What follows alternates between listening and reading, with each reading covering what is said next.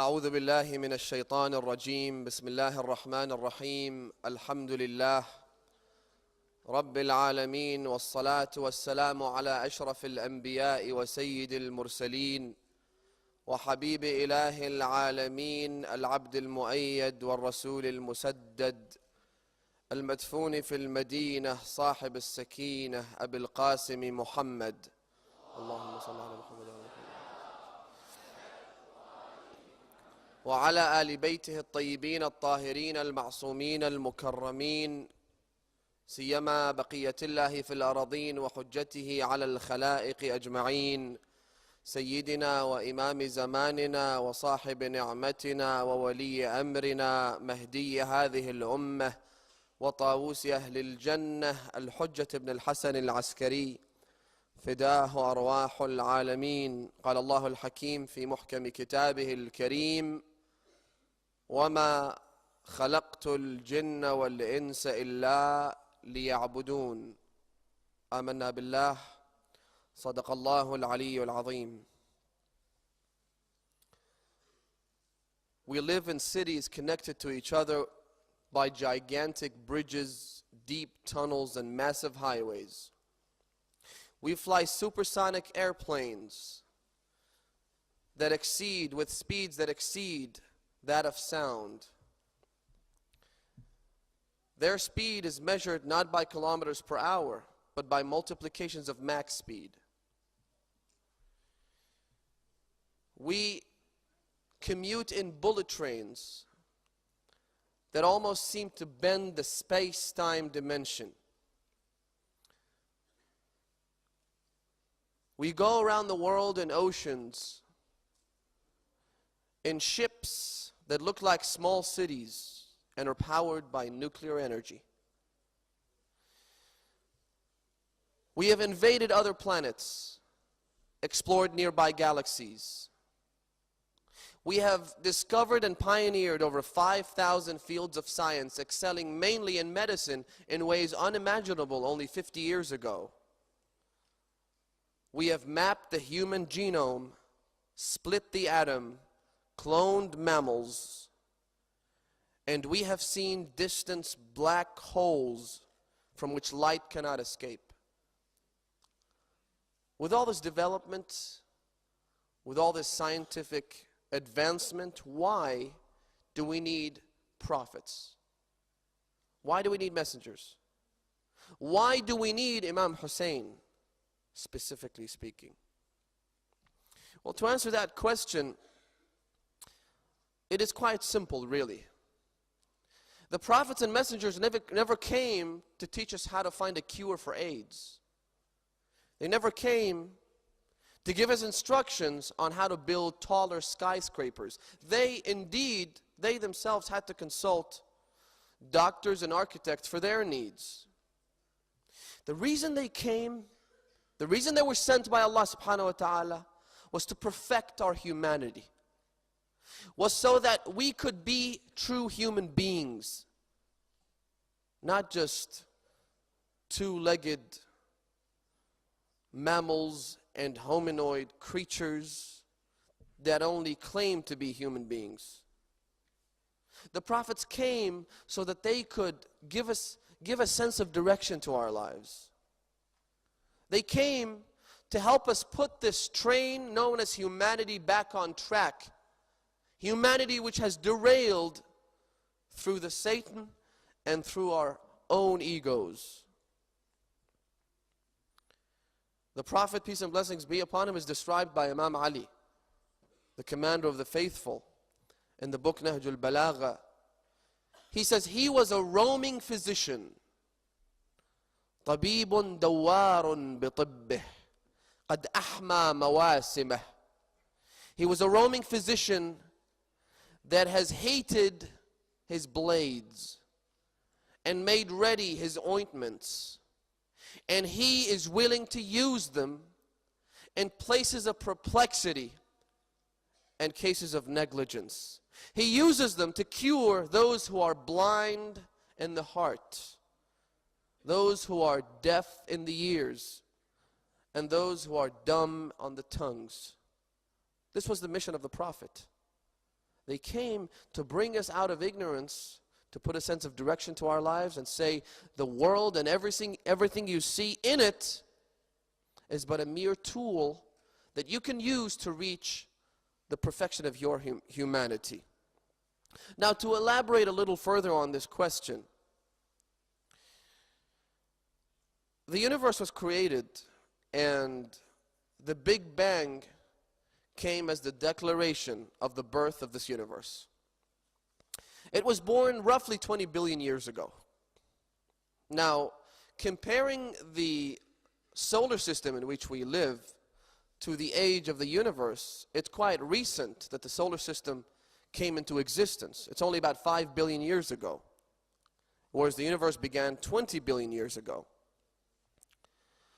And life began to show its first signs about 500 million years ago. Again, comparatively speaking, it's a very short amount of time. In fact, if you were to compare the life of life itself and mankind in particular to the age of the universe, you would have to use this parable. Say the age of the universe, if you were to exemplify it in a book made up of 1,000,000 pages, a massive book, the age of the universe, use this example, a book with 1,000,000 pages.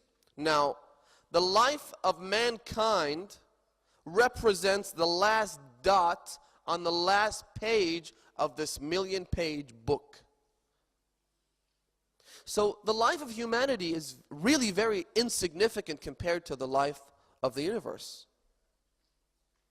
Yet we still call for the anthropic principle.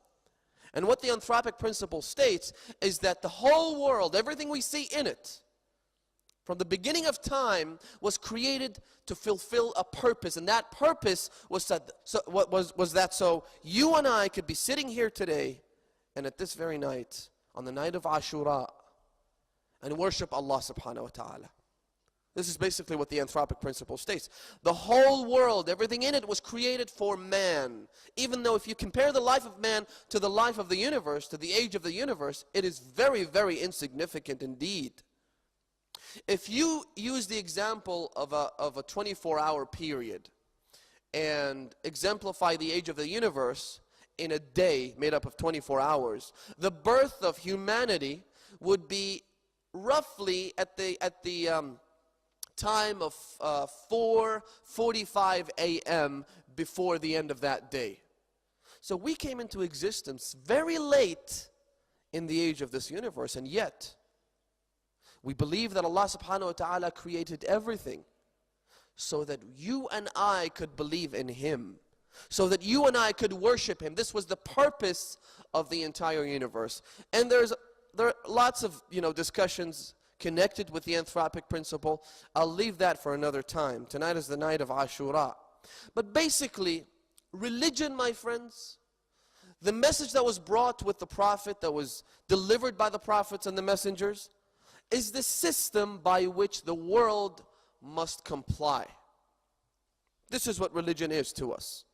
Religion is not a mere ritualistic actions and deeds that one must perform in order to seek proximity to Allah. Religion, my friends, is a system that governs not only us as individuals and human beings, but the entire world. It creates a link, a harmonious atmosphere where you and I could live in this world which was created by the Almighty Allah. That same Creator also creates the system that we know as religion.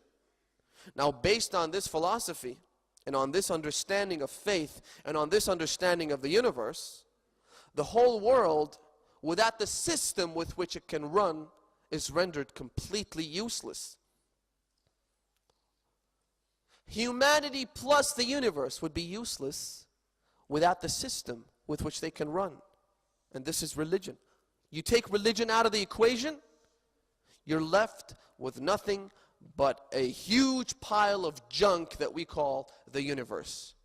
Without ethical standards, without moral values, without a religious system of belief, without that ultimate goal, and without that sense of direction, the world is rendered useless. Which is why Allah subhanahu wa ta'ala says, وَمَا خَلَقْتُ الْجِنَّ وَالْإِنسَ إِلَّا لِيَعْبُدُونَ. I did not create the jinn and the ants except so that they would worship me. This was the purpose. Without this, everything's rendered useless. It's exactly like a car. You can have the best car, the latest model, the best brand, but without the key to the car is nothing but a big piece of junk lying in the garage. It's worth nothing. A car's worth is on the road. If you can't take it to the road, it's not worth the price you paid for it. Or a car with the latest GPS navigation system, but without a set destination. Or a traveler without a map in the Sahara Desert, for example. There are so many examples that I can mention where you have a package, yet you take one main key component, a pivotal component of that package and that system, and the entire system is rendered useless because that is the key to the proper functioning of that system. So the whole world without religion is worth nothing. And again, based on this philosophy to which we all adhere, the most important man in this system, in this universe, is the one who delivered this message to us. It is the one who brought us this religion so that we could use the religion, use the faith, use the system in order to function in a harmonious fashion with the other components of the system. And that is none but our holy Prophet of Islam, Prophet Muhammad sallallahu alayhi wa alihi wa sallam.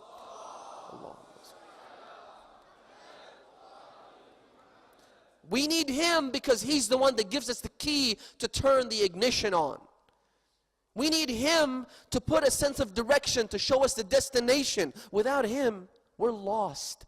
We're lost in a vast universe. A universe that is so vast that some scientists believe it doesn't even have an ending. That if you keep going in any given direction in the universe, after billions and billions of light years, you'll end up in the same place you started. That is how vast it is. Without the key, we're lost in this world.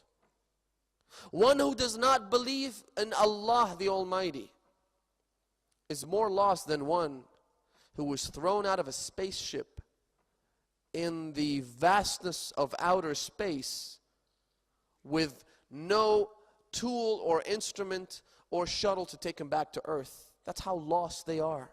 That's why they feel so empty inside. That's why they end up committing suicide. That's why no matter what they do, they still don't feel that they're content. They feel deficient from within. That's why they keep raising the bar of sin. They commit one sin, that's not enough. They commit another one. And it's as if they are trying to reach a point in their lives, but they can't get there because they feel empty from within. And they try to substitute that emptiness with material things in the outside world. They try to buy everything, they try to do everything, that try to go on any adventure trip, any safari they can get their hands to, because they feel inside, but their destination is lost. And so they'll just keep going round and round without reaching any place where they could feel content and happy. The mission of the Prophet was to put that sense of direction in our lives, was to put that compass in your hand and into my hand. Some people complain sometimes, why is it that the religious seminaries, for example, don't have any attempts, for example, to explore scientific avenues? Why is it that in the religious seminaries they don't teach you sciences such as oil exploration? I remember one person told me that specifically. Oil exploration being taught in religious seminaries. Now, oil exploration is a great thing, but that is not our duty. It is not the duty of the prophets and the imams, because Imam Al-Baqir says to his companions, I'm not going to teach you how to make more money and how to enjoy life more, even though Islam does that. Islam does provide solutions to every problem, but that is not the main purpose of this religion. And then Imam Al-Baqir says, the reason I don't do that is because you already know exactly how to satisfy your needs and how to quench your thirst for desires and earthly temptations. You already know how to do that. You already have explored all the avenues in the marketplace. You're already studying so that you can have an occupation that pays off. My duty is to say, you can be in that occupation, you can be at university, you can be in the mosque, you can do whatever you like for as long as it's within the boundaries and limits of religion. But you should never forget that your main aim is to gain the acceptance of Allah, the Almighty, subhanahu wa ta'ala.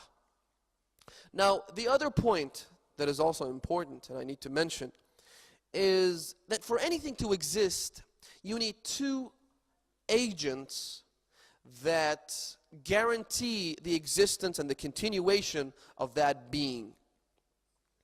The first thing you need is the creation force. You need an initiator, someone, something, some form of energy that brings something into existence. You need a catalyst. The second thing you need is a sustainer, something that preserves the entity in its current form, that keeps it alive, that revitalizes it every now and then. For example, if you wanted to light a fire, for example, you would need a catalyst, one, which could be in the form of a matchstick, for example. You use the matchstick to light the fire. But then you also need a force that sustains the burning of the fire, that keeps it running, that keeps it alive. And that could be oil, it could be petrol, it could be oxygen, or any other agent that exists today. So these two components must be present for anything to exist and to continue to exist. It's a logical thing. Now, tonight is the night of Imam Al-Hussein, peace and blessings be upon him. Tonight's the night of the man who acted as a second agent to the preservation and to the existence of Islam to this very day. Because our holy prophet of Islam, Prophet Muhammad sallallahu alayhi wa alihi wa sallam, Allahumma sallallahu alayhi wa sallam, he was the means of delivery for this system and for this religion. And so he's great. He is in the highest of positions in the eyes of Allah subhanahu wa ta'ala. He endured so much pain just so that he could deliver this religion to the people. They fought with him. They confronted him. They inflicted pain on him and on his immediate family members, on his household. But he persevered.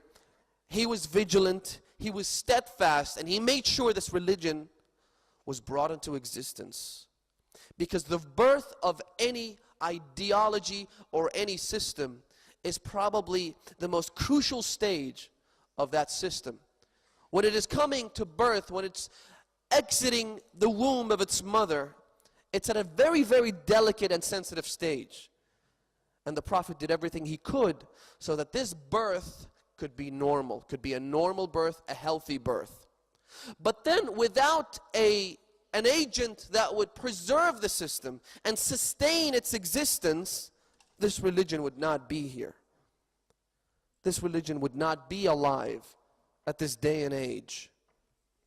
And that agent was none other than Imam Al-Hussein, peace and blessings be upon him. He was the one who sacrificed everything he had so that this religion, this system without which the entire universe is rendered useless, this system would be preserved for future generations to come and to benefit from it. And so today is a day of mourning. Tomorrow is a day of lamentation. These 10 nights, and indeed every single night, are nights of grievance for Imam Al-Hussein because of the great sacrifice that he offered us as followers of Ahlulbayt, because he was able to preserve through his actions, through his deeds, through his sacrifices, he was able to preserve this faith for us. But the mourning, my friends, the lamentation and the grief should not be limited to the followers of Ahlulbayt alone. Not only should the Shia grieve over the death and the martyrdom of Imam Al-Hussein, but our Sunni brethren should also do the same thing. If they have a sense of gratitude, and if they want to be thankful to the Prophet of Islam and to Allah ultimately, they should also mourn this night and mourn tomorrow and lament in these nights. Because Imam Al-Hussein, peace and blessings be upon him, he also preserved not only the Ahlul Bayt school of thought, but Islam as an entire system altogether. Brothers are asking me to get you all to stand up. Again, I'm sorry for this. Rahimallah man dhakara al-qa'ima min ali Muhammad.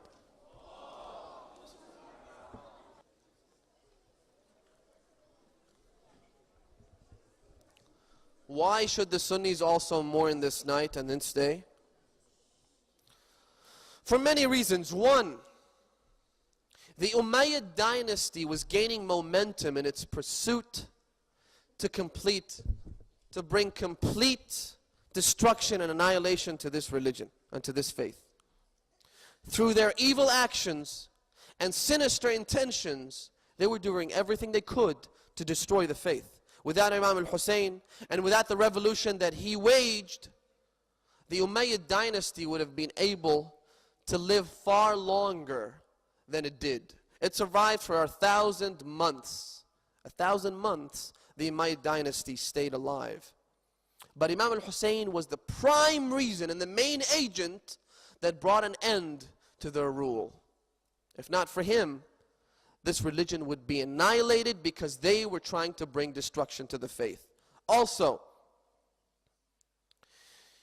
the dean of the Al-Azhar University, the famous university where religious thought is taught, he says, a man by the name of Muhammad Abdu, a very well-known scholar of the Sunni school of thought, he actually says in one of his famous statements, he said, لولا قيام الحسين لندثر القرآن على يد بني أمية.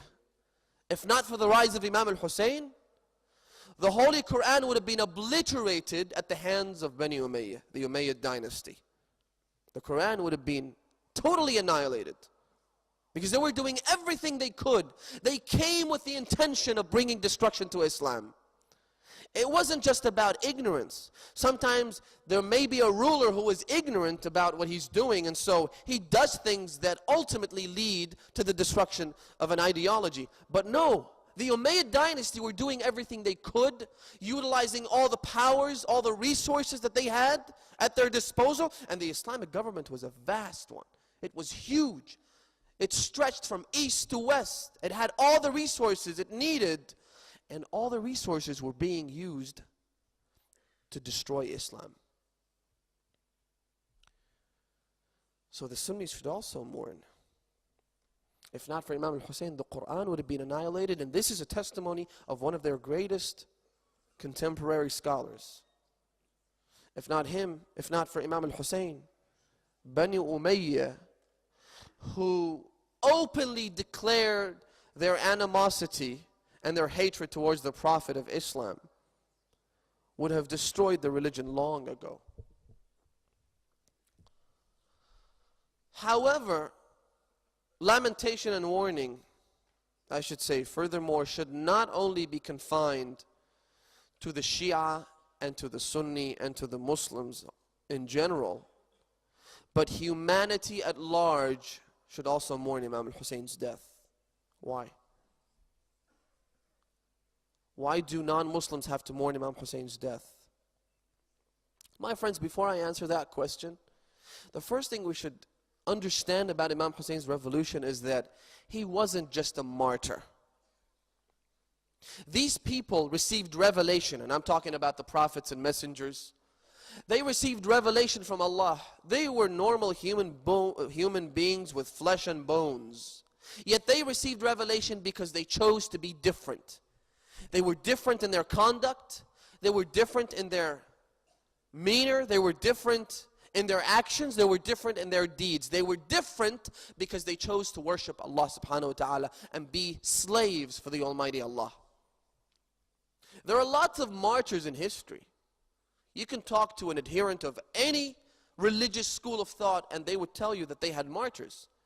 They had people who got killed along the way to transfer and to transmit their faith and their religion to others. Indeed, nowadays you hear about people who kill themselves trying to shed innocent blood in the holy land of Iraq, for example, in Karbala and in Najaf, and some people call them martyrs, which I think raises a very dangerous misconception and confusion among non-Muslims who hear about the people that call themselves martyrs in Iraq, for example. They shed innocent blood in the holy shrine of Imam Ali, for example, or Imam Hussain, or Imam Al-Kazim, in these holy lands, the lands which embrace the bodies of the children and grandchildren of Rasulullah. They kill people there. They breach the sanctity of these holy mausoleums and shrines. They violate the sacrosanct nature of the shrines of Ahlulbayt. They kill people, and yet there are some ignorant people out there that call them martyrs. So there are lots of martyrs in history. At the same time, Imam Al-Hussein is also a martyr. What is important is that we try to take the confusion out of the story of Imam Al-Hussein and to show the world that Imam Hussein was not just a mere martyr. Imam Al-Hussein was killed for the right reasons. He sacrificed everything he had for the right reasons. And his enemies murdered him for the wrong reasons. They had no right to do what they did. Which is why Imam Al-Hussein on the day of Ashura, he actually confronts them by saying, have I killed anyone from your side? Have I harmed anyone? Have I hurt anyone? Have I done anything to you to deserve this painful death along with my children and my companions? And they all were silenced. They were quiet. They didn't have a response. He really hadn't done anything to them. They had nothing to use to justify their killing of Imam Al-Hussein. So Imam Al-Hussein is not just a martyr. One, he was killed for the right reasons. From his point of view, what he did for the cause of Allah subhanahu wa ta'ala. One person goes to the mosque of Rasulullah in the city of Medina and he notices that Imam Al-Hussein is sitting down and he's put his face in the sand in the mosque of Rasulullah and he's just brushing his face with the sand. This is Imam Al-Hussein, the grandson of Rasulullah. He's got sand and dirt all over his face and his head. He pays close attention and he hears the Imam say, converse with Allah subhanahu wa ta'ala and saying, oh Allah, have you created my flesh to be burnt in hell? Oh Allah, have you created my limbs and my body to be beaten with swords in the hellfire and with iron rods that have been heated in the fires of hell? Oh Allah, if you demand justice from me, and if you demand your rights from me, I will demand your mercy from you. And he cries and cries and cries. And this man comes up to Imam Al-Hussein and says to him, why are you doing this? Why should you be afraid of hellfire? And then Imam Al-Hussein salamullah alayhi answers by saying that he who is afraid of Allah in this world will not be afraid of him in the hereafter. Imam Al-Hussein was a true slave of Allah. You can go through the books, you can go through his words, his final sermons, and you will find nothing but a pure intention to serve his Lord and Master, Allah the All-Merciful. He says that I didn't come to cause fitna and to be treacherous and to embark on an adventure. What I did in the cause of Allah the Almighty. I did everything I did so that I could enjoin the good and forbid evil. I did everything I could so I could revive the nation of my grandfather. That unique quality is what sets Imam Al-Hussein apart from all the other martyrs in history. True, he was killed in the most gruesome, most brutal, most merciless way. But at the same time, there are other people who were killed as well. At the same time, Imam Al-Hussein was killed in that manner for the cause of Allah subhanahu wa ta'ala. And that's a really important thing that we should always remember and try to tell others about. Now I go back to my main topic. Not only should the Shia or the Sunni mourn the death of Imam Al-Hussein, but humanity at large should grieve over him. Why is that? Because Imam Al-Hussein was the one who revived the intellect. You see, the nation of Rasulullah, those who claim to be Muslims, were on their deathbed. This entire religion was about to undergo a very slow and painful process that ended up with death. And so the nation needed an electric jolt, or should I say a thunder strike that was the only means to resuscitate this nation and bring it back to life. Imam Al-Hussein was killed. He gave everything he had so he could resuscitate the nation of Rasulullah. He revived, by doing so, he revived the intellect. He revitalized humanity. And he helped the course of humanity, which had derailed because of the policies of Bani Umayyah, come back on its course. Wake up and start to go back to consciousness and remember the ultimate goal, which was none but Allah subhanahu wa ta'ala. And we all know what a profound impact the religion of Islam had on Western civilization, on the East and the West. And without Imam Al-Hussein, Islam would not be existent today, and so Western civilization would not be existent today. One of the great Western scholars, I believe it was Bernard Shaw, who says that without the Prophet of Islam and without the revelation that he received, the Renaissance movements in Europe, they would have been delayed by centuries. Well, let me correct that. Without the Prophet, and indeed without Imam Hussein's, without his sustenance, without the things that he did for Islam, and without the sacrifices that he made, Western civilization would not even be existent today. Not only delayed by centuries, there would never have been a Renaissance movement. Why is that? What specific role did Imam Hussein play in reviving the religion and resuscitating the nation? Well, basically, a government, any particular government, represents the central nervous system in that nation or that country. It acts as the brain, which receives warning signals, it issues commands, and it sends signals to the other organs and the limbs and the body. If you have someone such as Imam Ali taking the position of the government, then you would have a prosperous, flourishing country. If you had someone like Yazid, the best way to describe that country would be disaster. That is the best term you can use to describe it. Because just like when you have someone who is drunk, has reached a level of intoxication, the body shakes, trembles, trips, falls over and over again until it dies. Yazid played that role. Imam Ali, on the other hand, who led the nation, he was the only one out of Ahlulbayt that had actually the chance to govern and to rule. If you have him as the central nervous system of the country, if you have him as the brain, you would have a prosperous, flourishing nation indeed.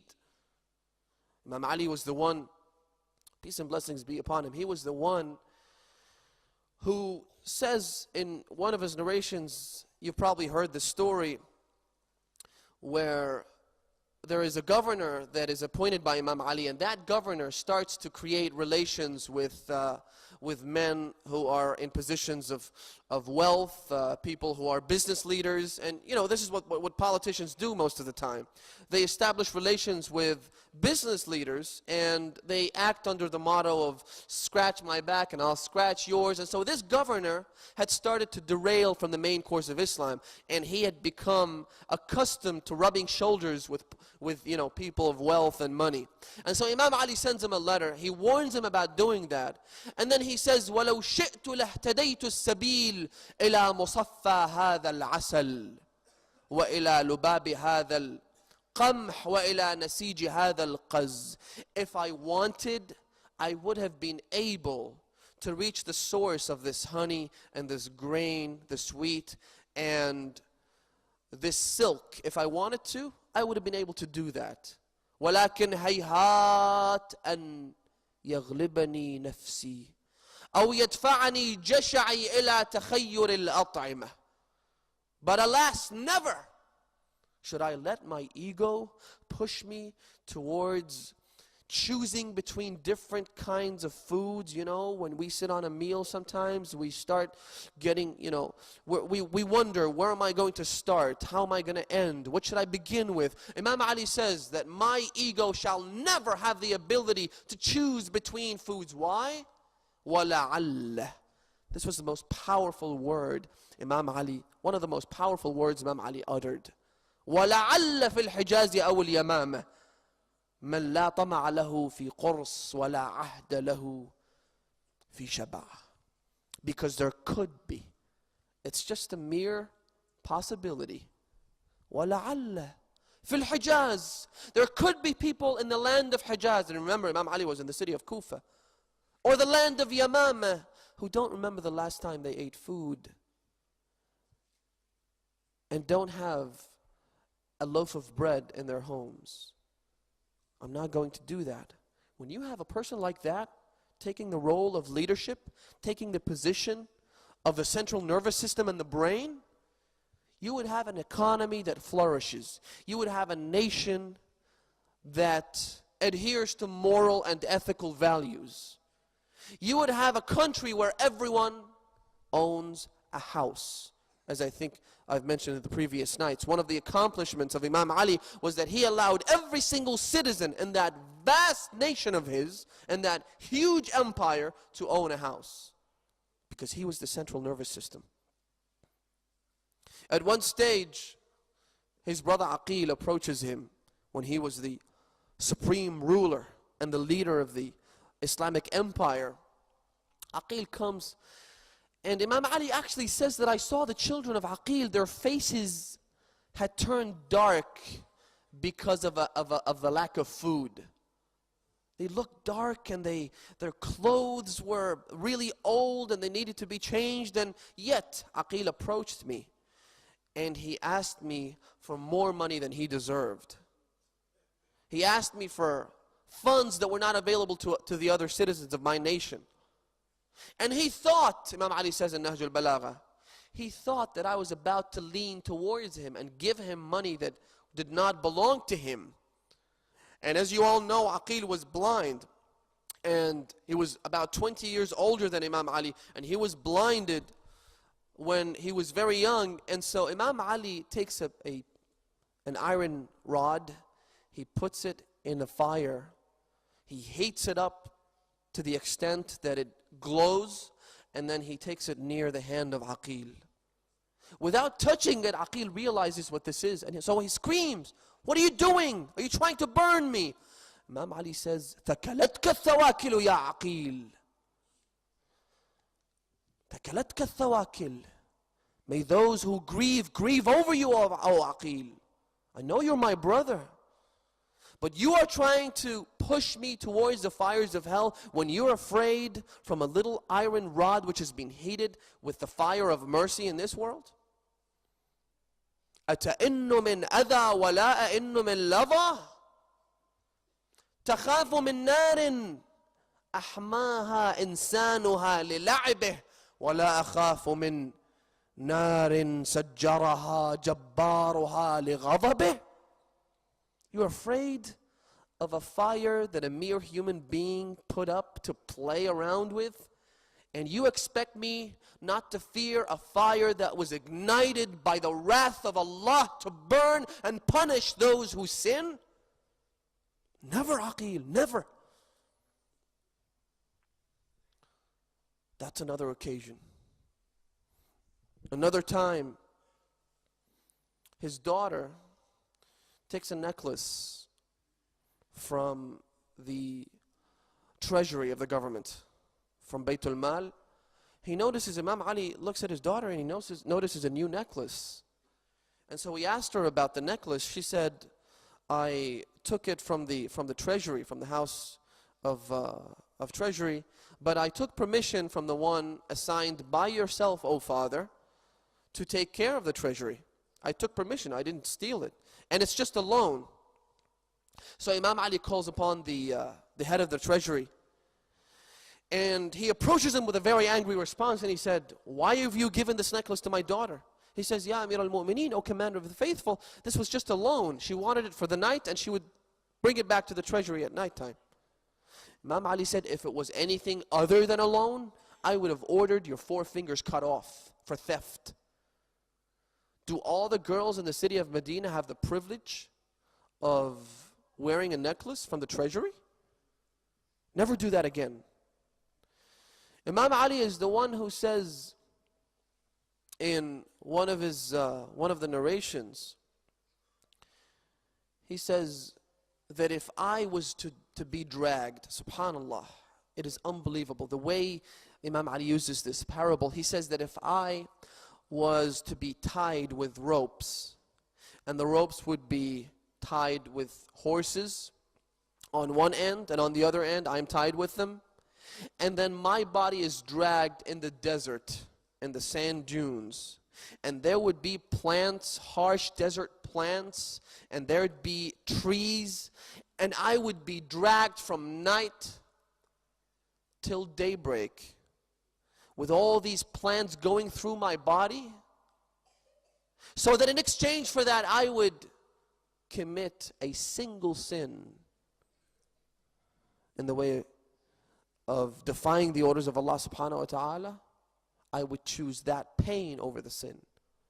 If you have someone such as Imam Ali in the position of the central nervous system, the country flourishes. If not, no. Another example, and I'll move on, and I won't take too much time because it's a night of Ashura. It's the night of mourning and grievance. During wars, basically, wars are the last place where you would want ethical and moral standards to be implemented, right? Because the main purpose of a war is to dominate and to defeat the enemy with whatever means you have. And yet, not in Islam. In Islam, Imam Ali was dragged forcefully into the Battle of Siffin. Imam Ali didn't want to fight. He sent a messenger. It's a very long story. He sent, at one stage, Imam Ali sent a messenger to Muawiyah. Muawiyah captured the messenger and he slit his throat. Now, a messenger had diplomatic immunity at that time. You would not hurt the messenger. And yet Muawiyah killed the messenger. And Imam Ali was forcefully brought into the Battle of Siffin.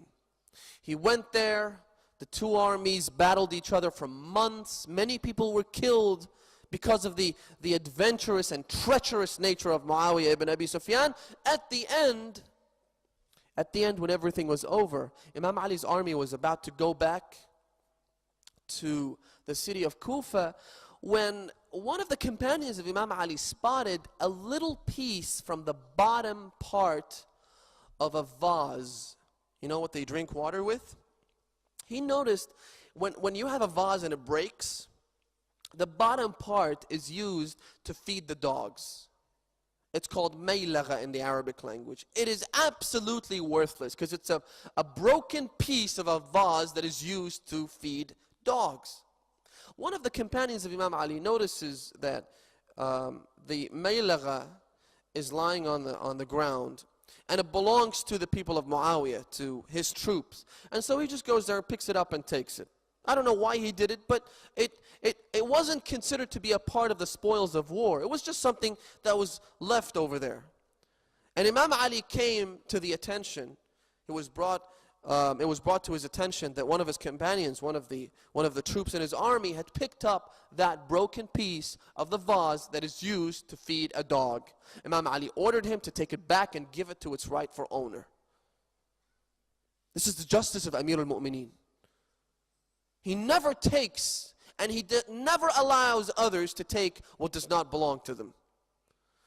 And this is the Islam Imam al-Hussein wanted. This is the system of government that Imam al-Hussein wanted to establish. Yet on the other hand, when you have someone like Yazid occupying the position of leadership, what you get is nothing short of disaster. That's what you get.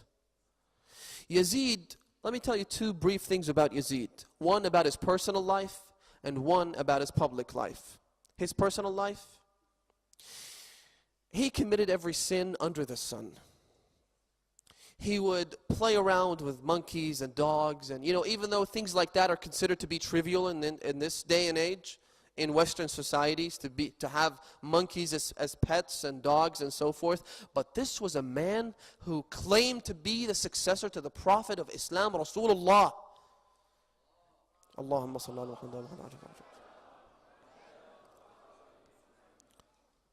And so for him to engage in that hobby of his, to play around with monkeys and show affection to monkeys and receive affection from monkeys, to the extent where one of the monkeys one day dies, and Yazid actually organizes a public gathering and a eulogy and a session of mourning for the dead monkey. And so he committed every sin there was, but he wasn't content. He wanted more of God's wrath. So he fornicated with his sister. His sister. How sick is that? How sinister does one have to be to fornicate with his own sister? From his mother and his father. But again, he wasn't content. So he fornicated with his mother. And again, he wasn't content. So he fornicated with his own daughter, committing incest on 3 occasions with his immediate family members. This was the private, well, not so private life of Yazid ibn Muawiyah. And he never made an attempt to conceal that. He was never ashamed of that. He was at a level of shamelessness where he didn't bother, he couldn't care less. Let the people know.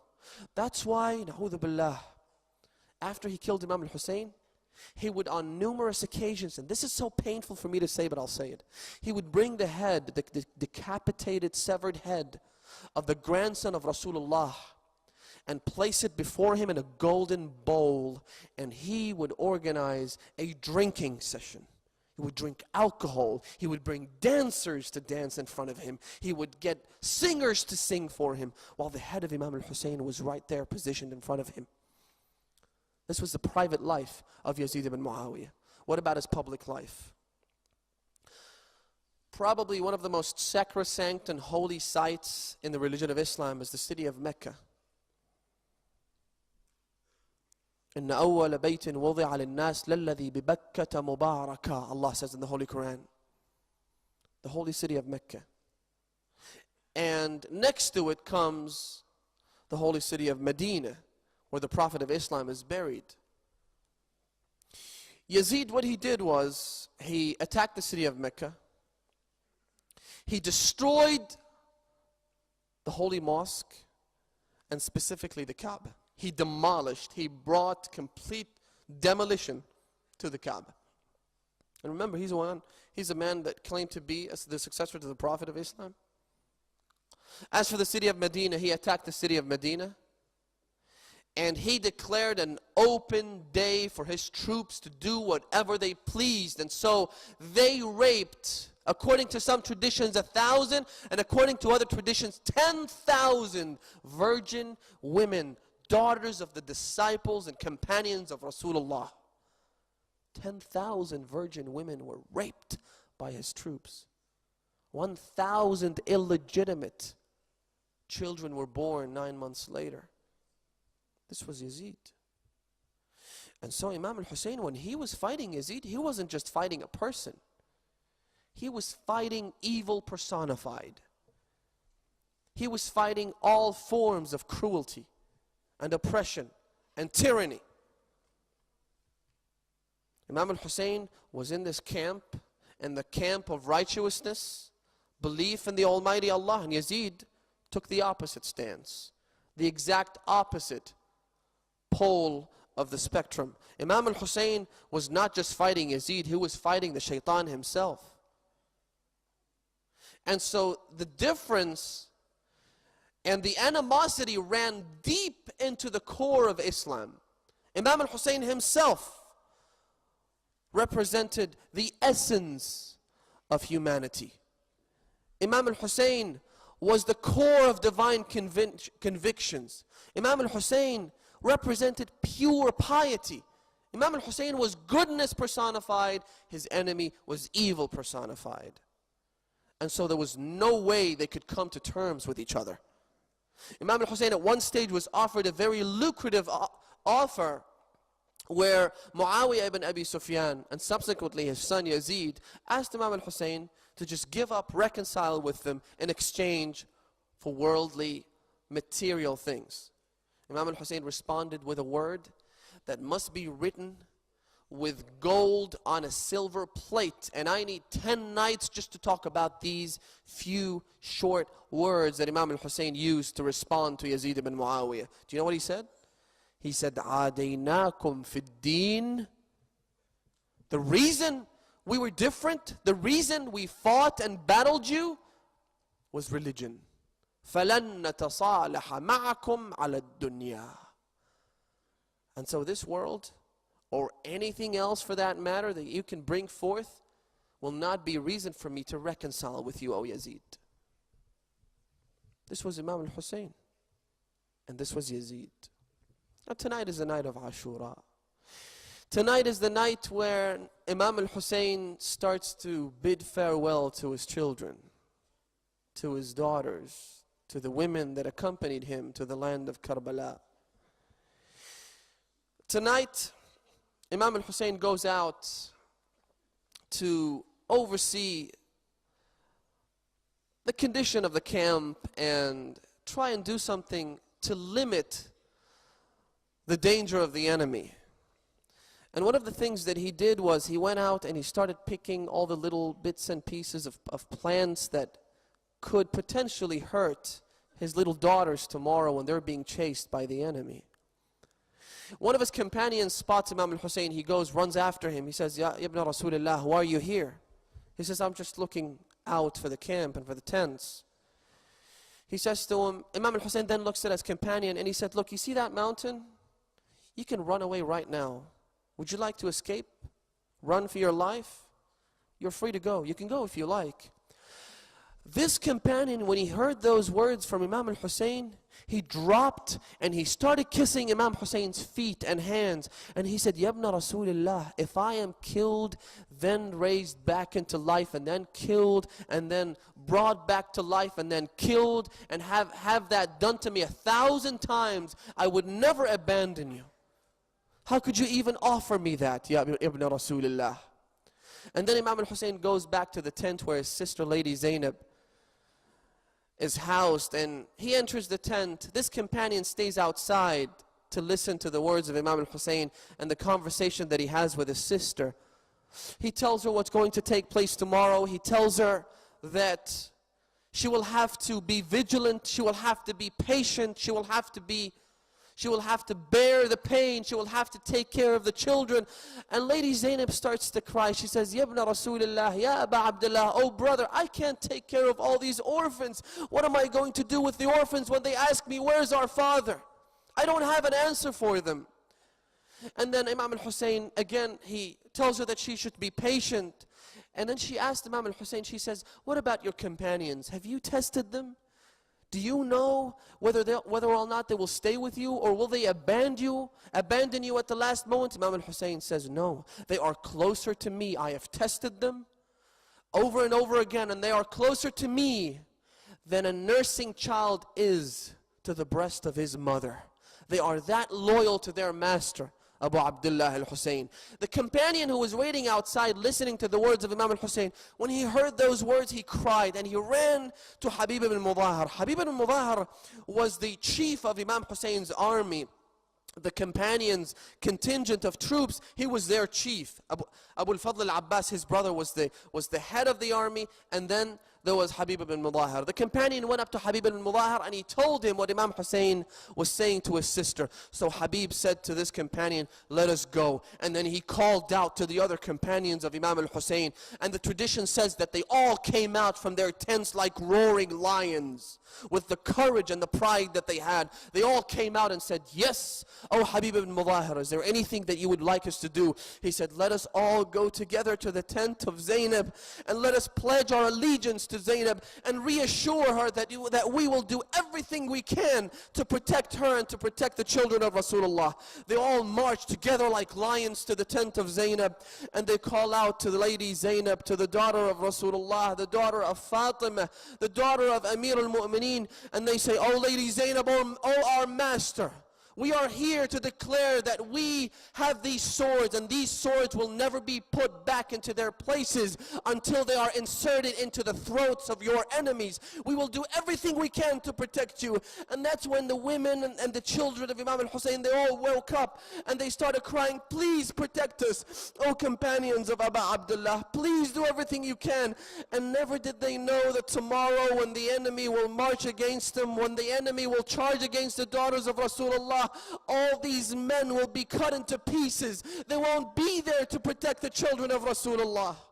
And then it was time, Imam al-Hussein, he bid farewell to all of his children, all of his daughters.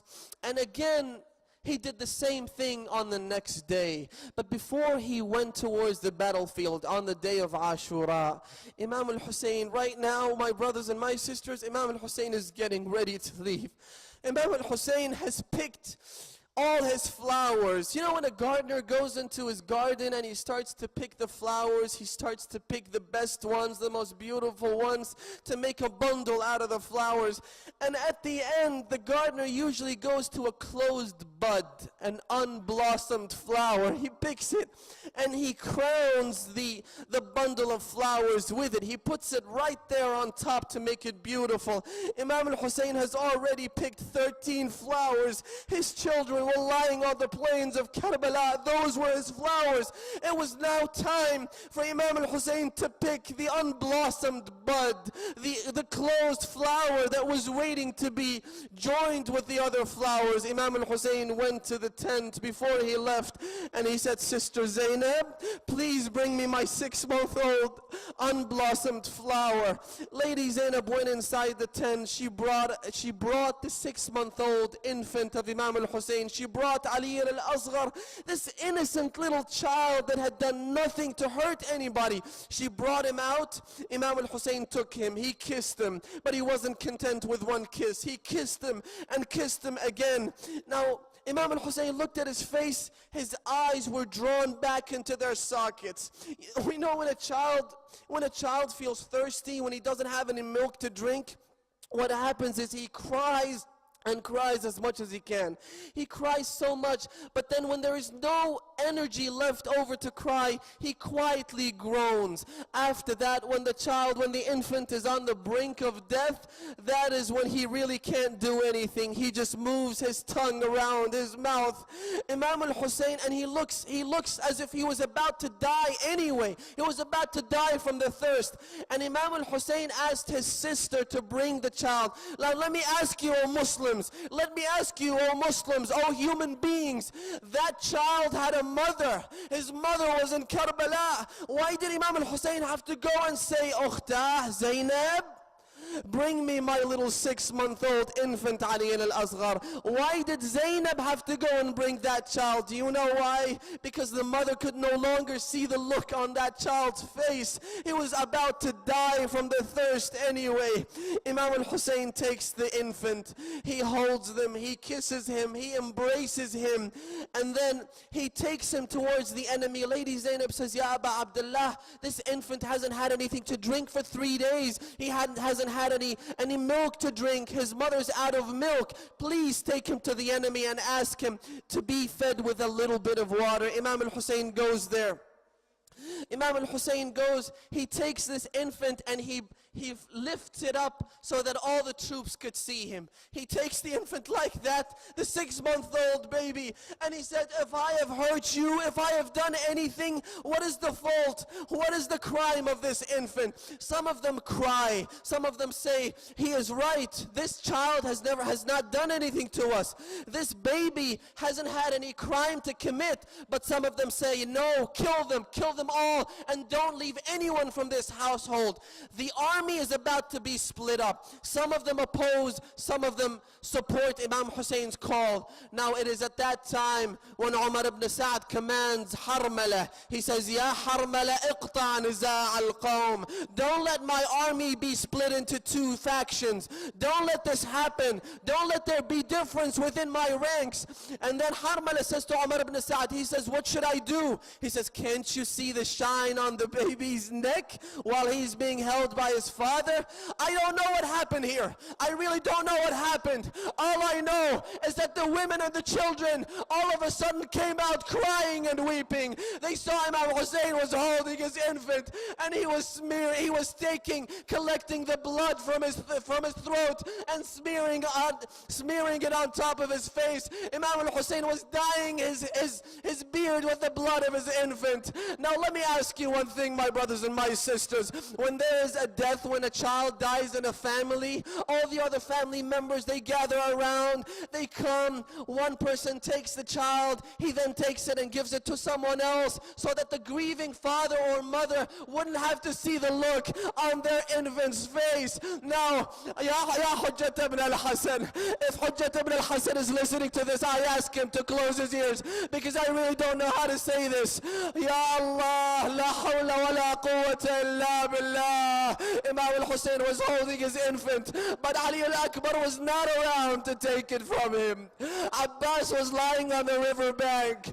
He didn't have any hands. He didn't have life to come and help Imam al-Hussein and offer support and condolences. Al-Qasim was dead. He wasn't around to take that child from Imam al-Hussein. La hawla wa la quwwata illa billah.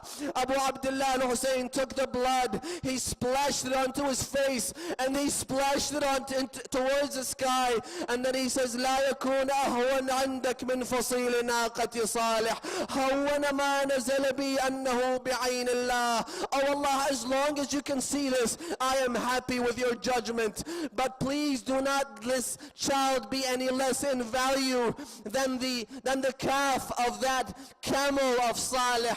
And then Imam al-Hussein takes the infant. He digs a little pit, a hole in the sand with the tip of his sword. He buries his child with his own bare hands, his 6-month-old. And then Imam al-Hussein stands towards the direction of the Qibla. He calls out, Allahu Akbar, Allahu Akbar.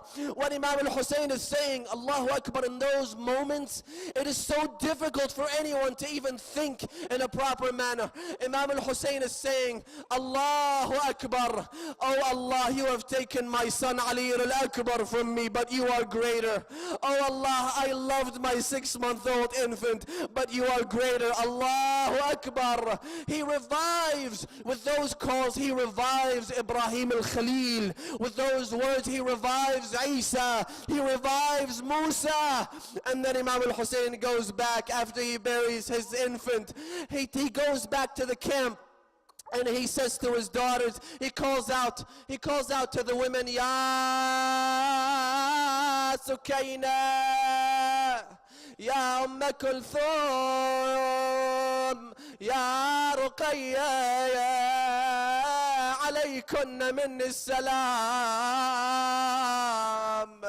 Peace be upon you, I'm about to leave for the battlefield. His sister Zainab rushes to the scene. She looks at him and says, oh brother, are you left all on your own right now? Isn't there anyone else that could help you and sacrifice his life for you? He says, Naam, I am all alone, oh sister, and I am about to go. I really cannot bear this life anymore. And then she brings him his horse. She helps him mount the back of his horse. And then she says to him, brother, there is just one last thing I want to say. Our mother Fatima al-Zahra sent her blessings upon you. She said, when Imam Al-Hussein, when your brother is about to go and head towards the battlefield, when he asked you for an old shirt to wear, Imam Al-Hussein says to her, I want an old shirt. She says, why is that? She says, because these treacherous men will take my clothes off. I want to wear something old so that they don't take it off of my body. They don't leave my body naked on the plains of Karbala. She goes inside, she brings an old shirt. She hands it to her brother Imam Al-Hussein. He puts it on beneath his clothes, and then he rips it from one side and the other side so that no one would want to take that shirt off of Imam Al-Hussein. But even that shirt was taken off Abu Abdullah. Abu Abdullah was left lying at the plains of Karbala for 3 days without any clothes to cover him, and the sun was beaming its shine at him. And then Lady Zainab says, Ya Abu Abdullah, I just remembered one last thing. My mother said to me when she was about to die, when she was bleeding from the chest, when she had her ribs broken, she was about to depart this world, she says, Zainab, when your brother asked you for an old shirt, I want you to say that I send my salam to him. Oh Hussein, oh my brother, my mother said salam to you. And then he asked her about the incident and how his mother Fatima al-Zahra would convey that salam, and she told him the story. And then Imam Al-Hussein got on the back of his horse. He was about to leave for the battlefield. He was marching towards the enemy when he heard a faint voice from behind, Mahlan Mahla ya ibn al-Zahra. Ya Abu Abdullah, please wait, I can't run anymore. I can't run after you. Please slow down, Ya Abu Abdullah. So he slowed down, he stopped. His sister approached him. She said, Ya Abu Abdullah, there is just one last thing. I want you to come down from the back of your horse. He comes down. He knew what she wanted to do, and so he did as he was told. He came down. She then said to him, I want to kiss your throat, Ya Abu Abdullah. She approaches him and she kisses the throat, and then she kissed him on his forehead, and then she asked him, she said, there is one last thing. I want you to open your shirt so I can kiss your chest as well. It's as if Zainab is telling us that tomorrow this throat will be split by the dagger of Shimr ibn al-Jawshan. It's as if Zainab is reminding us that tomorrow his forehead will be broken by the rock that is thrown at Imam Al-Hussein. And it's as if Zainab is telling us that this chest will be cut in half by the sword of Shimr ibn al-Jawshan. وأعظم رزقا أن شمرا له على الله أكبر وأعظم رزقا أن شمرا له على جماجم صدر ابن النبي مقاعد فعانق نحر السبط قاهرا بسيفه ألا فل سيف وشالت سواعد.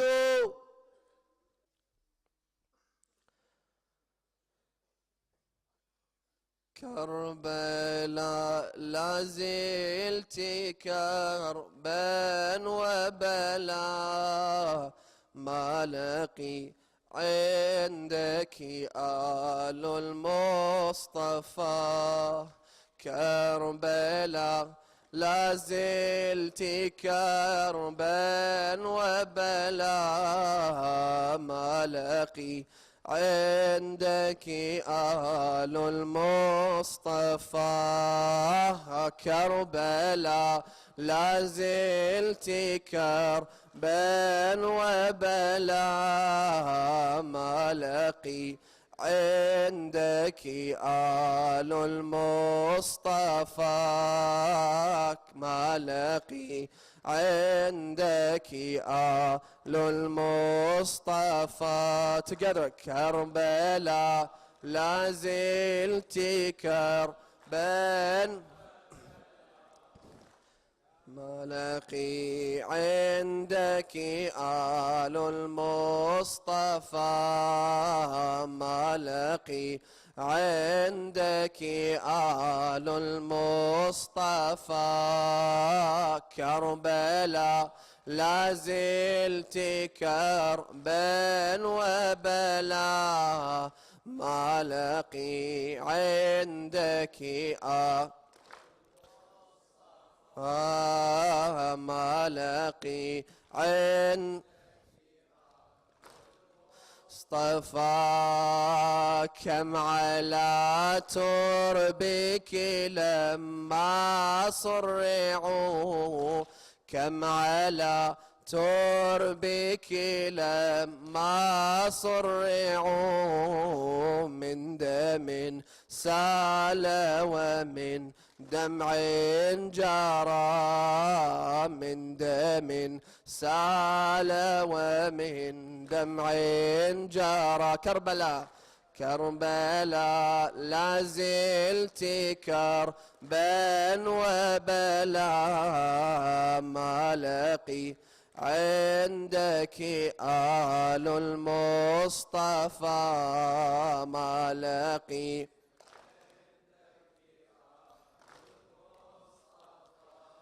يا رسول الله لو عاينتهم، يا رسول الله لو عاينتهم، وهم ما بين قتلى وسبا، وهم ما بين قتلى لا وسبا، كربلاء لا زلت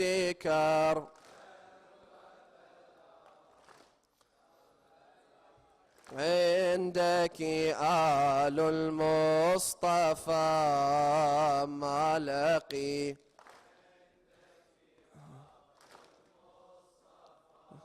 يا رسول الله لو عاينتهم، يا رسول الله لو عاينتهم، وهم ما بين قتلى وسبا، لا رأيت اليوم منهم منظرا، لا رأيت اليوم منهم منظرا، للحشا شجوا وللعين قذا، للحشا شجوا وللعين قذا، يا رسول الله لو عاينتهم، وهم ما بين قتلى وسبا، لرأيت اليوم منهم منظرا، للحشا شجوا وللعين قذا، كربلاء لا زلت كربا وبلا، ما لقي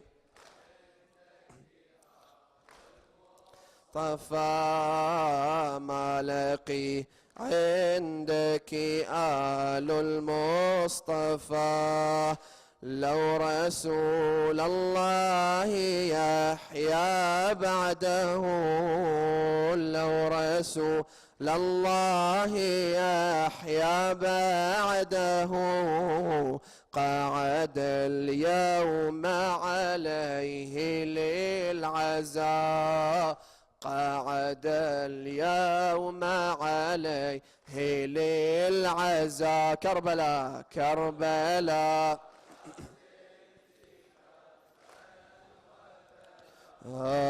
ما لقي مصطفى، ما لقي يا رسول الله يا فاطمة، يا رسول الله يا فاطمة يا أمير المؤمنين المرتضى يا رسول الله يا فاطمة يا أمير المؤمنين المرتضى عظم الله لك الأجر بمن عظم الله لك الأجر بمن قضى أحشاه الظما حتى قضى قضى أحشاه الظما حتى قضى كربلاء لا زلت كربلاء لا زلت كربا وبلا ما لقي عندك أهل المصطفى ما لقي يا رسول الله يا فاطمة يا رسول الله يا فاطمة يا أمير المؤمنين المرتضى عظم الله لك الأجر بمن قضى أحشاه الظما حتى قضى عظم الله لك الأجر بمن قضى أحشاه الظما حتى قضى